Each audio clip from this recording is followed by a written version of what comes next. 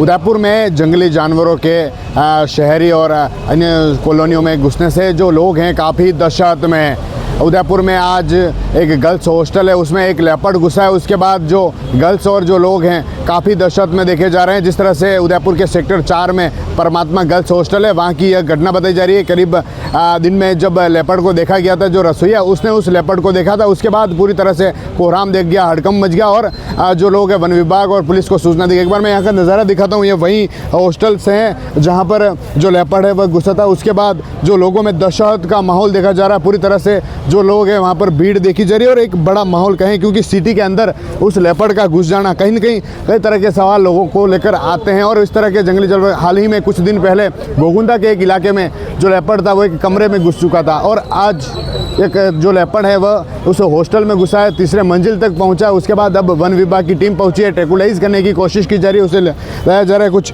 इस हॉस्टल के संचालक हैं भाई साहब, उनसे बात करेंगे कि जब तेंदुए ने अंदर घुसने की कोशिश की, किस तरह का ये रहा है यहाँ का? एक्चुअली 11:30 बजे हॉस्टल में रहने वाले स्टाफ का फ़ोन आया कि साहब यहाँ पर अंदर तेंदुआ है। तो हम लोगों ने उसको लाइट लिया। मैंने कहा आप देखो वापस, हो सकता है छोटा मोटा बिल्ली का बच्चा वगैरह हो, लेकिन वो बहुत घबराया हुआ था। तो उसकी गंभीरता को देखते हुए हमने तुरंत CCTV सारे लगे हुए हैं ऑनलाइन सारे सिस्टम, उसमें देखा तो वाकई में एक तेंदुआ नज़र आया जो कि 3.5-4 फीट का था। तुरंत हिरणमगरी थाने में वन विभाग में हम लोगों ने सूचना दे दी। संजोग से गर्ल्स हमारी कोई भी नहीं थी यहाँ पे, 4-5 गर्ल्स थी, बाकी सब जो हॉस्टलर्स जो कॉलेज जाती हैं कॉलेज गई हुई थी। सब बच्चियों को भी सूचना दे दी, सब अपने रूम में सेफ हो गई। जो स्टाफ था वो भी सेफ हो गया, किसी को कोई नुकसान नहीं हुआ है। और अभी वन विभाग की टीम ने रेस्क्यू कर लिया है उसको। मे भी पॉसिबल है 10-15 मिनट में वो लेके जाएंगे उनको।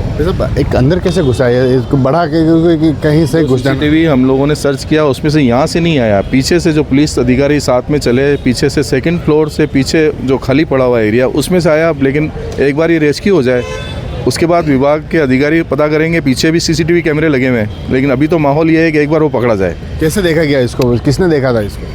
हमारा स्टाफ जो यहाँ पर रहता है हॉस्टल में उसने देखा और उसने फ़ोन किया कि साहब ऐसे हमारे पास एक ये पैंथर देखा गया है। एक बच्चा जो ऊपर जा रहा था उस पर, उसके हाथ में रोटी थी, उस पर हमला करने का प्रयास भी किया, लेकिन किसी को कुछ नुकसान नहीं हुआ है और सब सेफ हैं बिल्कुल। और तुरंत विभाग की टीम भी आ गई, पुलिस विभाग की टीम भी आ गई और सभी लोग आ गए और कोई भी अंदर नहीं है। हमारे हॉस्टल का बच्चा है या बच्ची कोई भी अंदर नहीं है, सब सेफ है। उसके अलावा अभी उसको पकड़ भी लिया गया है। आश्चर्य ये है कि हम लोग सोच भी नहीं सकते थे कि इस बड़े एरिया में अगर पैंथर कैसे आ जाएगा।